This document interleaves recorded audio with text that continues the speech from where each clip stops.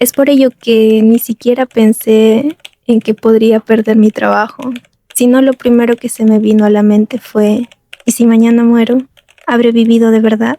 Y no simplemente haber sido una mujer que muere sola en una habitación de Madrid, lejos de su familia, lejos de su hogar. Hoy quiero contarte sobre cómo nació mi libro.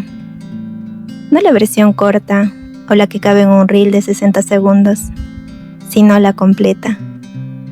Porque la historia de cómo nació la intención de vivir también es la historia de una llamada de teléfono, de una pregunta que no supe bien cómo responder, de un abuelo a quien nunca conocí y sobre todo de una niña que creció mirando salir el sol, creyendo que era la única o creyendo que era la primera, sin saber todavía que al otro lado del mundo había un país con ese nombre. Y te la cuento aquí porque creo que en esta historia también puede haber algo de ti. Mi historia parte de este 2018, cuando me fui a Madrid, con una maleta, una MBA por delante y un luto que todavía no sabía que llevaba conmigo, porque no lo había abierto del todo, porque todavía no había sanado de él. Mi abuela falleció en 2017. La consideraba mi segunda madre, un lugar que solo ella podía ocupar y tenía ese peso en mi vida.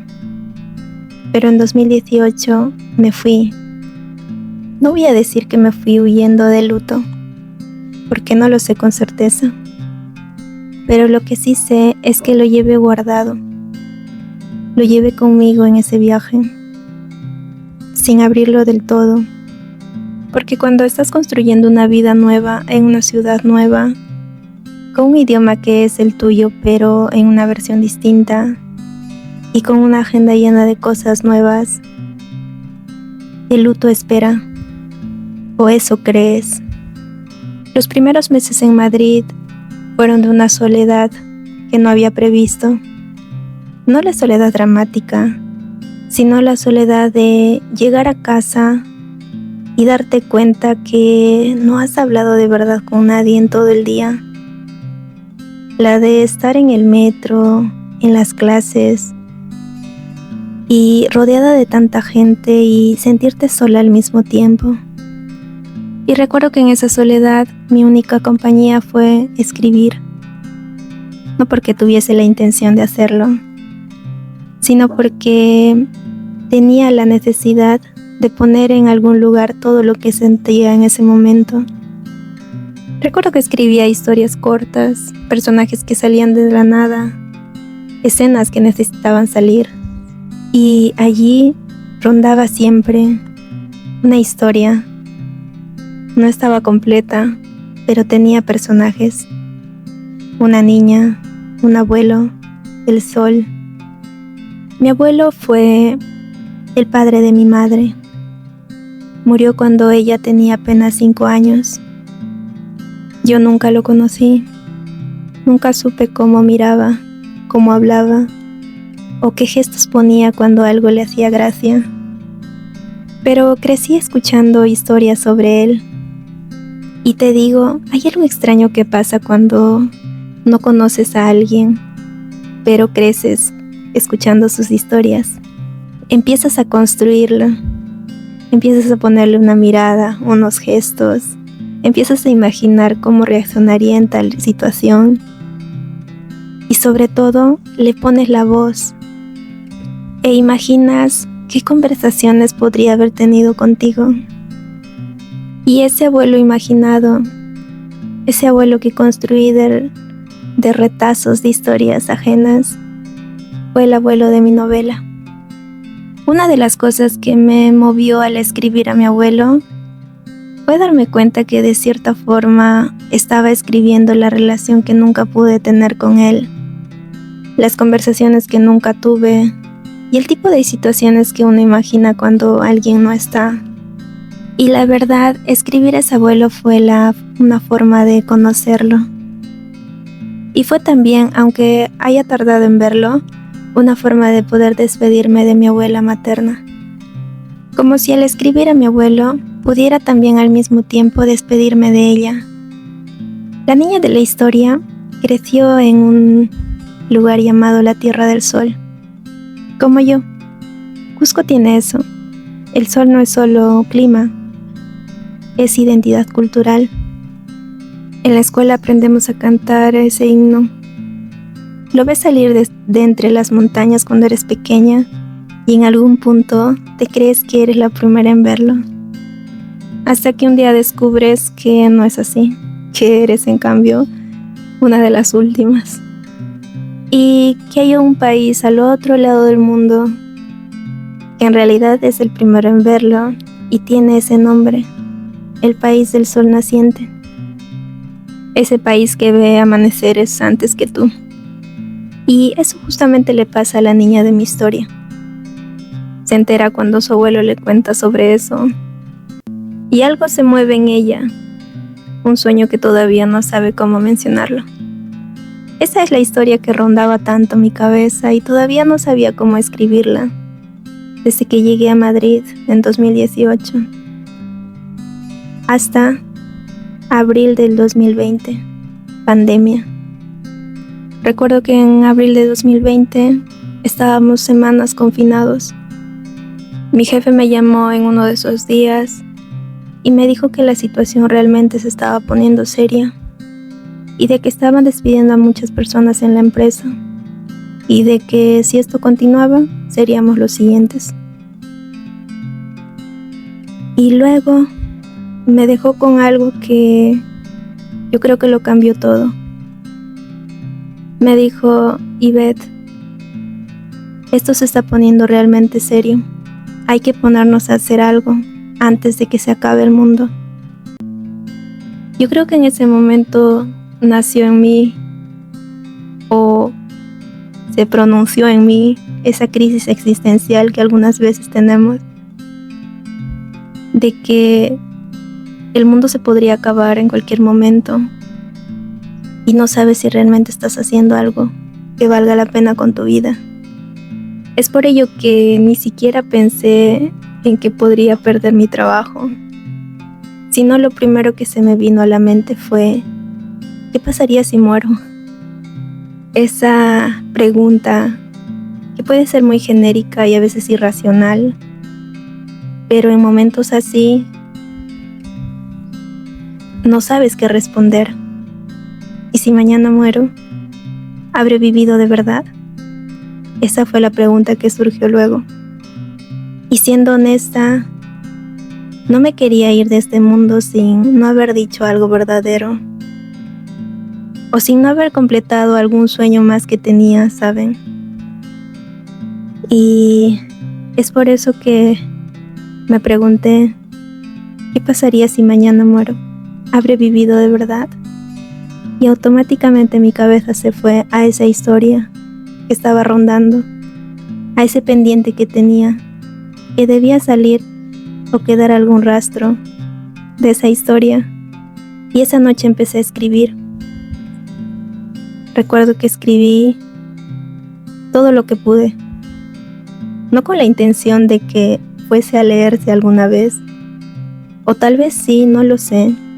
Solo quería dejar un rastro de mi existencia y no simplemente haber sido una mujer que muere sola en una habitación de Madrid, lejos de su familia, lejos de su hogar. Recuerdo que también escribía esa noche sin parar porque si no era esa noche pensaba que no habría otra oportunidad. Y entonces esa historia empezó a tomar forma y no podía creer lo que estaba haciendo.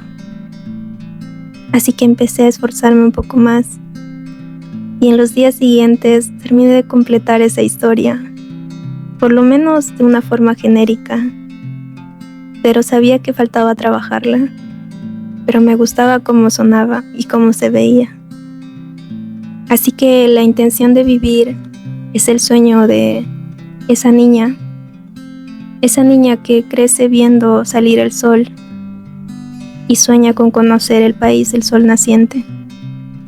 Y durante ese recorrido, desde ese sueño hasta que ve el amanecer de su vida, ella pierde a quienes ama, huye, se pierde, se vuelve a encontrar y se pierde otra vez.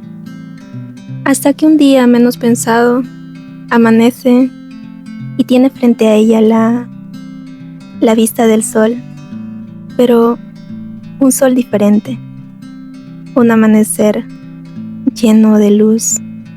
Ella, desde su ventana, con el café en mano, no puede creer dónde se encuentra y se va a duchar, responde un email y se dispone a salir, a recorrer las calles y a hacer algo que ella siempre amó, la fotografía. Y en una tarde, antes de que el sol se retire, se sienta en un parque viendo la puesta de sol y se pone a recordar a la niña que fue un día, a todos sus muertos que dejó atrás y ese sueño que finalmente pudo cumplir. La historia es de ficción, pero como habrán visto, tiene heridas mías. Tiene el sueño de conocer Japón, y es un sueño mío que tengo desde que sé que ese país existe. Tiene a Cusco, la Tierra del Sol, como punto de partida. Tiene el amor de la abuela. Tiene el abuelo que nunca conocí, pero que lo construí de retazos. Y tiene algo que creo que reconocerás si es que has ido lejos llevando algo sin resolver. El luto no espera, solo cambia de forma. Y cuento todo esto porque sé que hay personas escuchando el episodio que emigraron llevando un duelo que no terminaban de procesar, o que tal vez pusieron distancia geográfica pensando que eso podría ayudar, que llegaron a una ciudad nueva con una maleta llena de ropas y otra invisible de cosas sin resolver. La migración tiene eso que nadie te dice antes de irte, que el cambio de contexto no cierra lo que está abierto, solo te da el silencio nuevo para escucharlo. Y a veces en el silencio y en la soledad de una nueva ciudad puede aparecer algo inesperado, como una historia pendiente que tienes por contar, una pregunta que puedes tener tiempo evitando, o tal vez un abuelo al que nunca conociste y por alguna razón quieres ponerle un rostro. Y con esto quiero decirte que la escritura no cierra el luto, en cambio le da un lugar. Y a veces eso es lo más sensato que puedes hacer, es darle un lugar a eso que llevas dentro. Y antes de cerrar, quiero dejarte con algo. No sé lo que lleves tú, si es un duelo, una pregunta que te cuesta responder, o tal vez una historia que contar. Pero lo que sí te voy a decir es que hay cosas que existen solo cuando las escribes. Pero no te digo esto con ánimo de que te animes a publicar o escribir para que lo lean, sino porque hay cosas que cuando las pones en papel, existen, para que la persona que escribió esa historia en ese momento, la que vivió, la que sintió realmente eso, no desaparezca sin dejar nada. Por eso es que si hay algo que realmente quieres escribir, te animo a que lo hagas.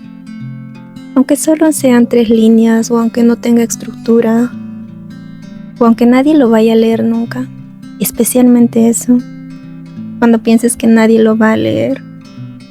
Esto ha sido la intención de ser. Soy Ives Norico, cronista del lado B de la vida y autora de La intención de vivir. Hoy estamos estrenando un nuevo escenario, un nuevo espacio, queriendo salir un poco más del confort y mostrarnos más. Por ello, también me encuentras en YouTube, en esta serie de podcast La intención de ser. Si este episodio tocó algo en ti, compártelo también con alguien que necesite escucharlo. Y si quieres seguir conmigo en esto, también me encuentras en Instagram, YouTube, Substack y TikTok como Ives Norico. Nos vemos.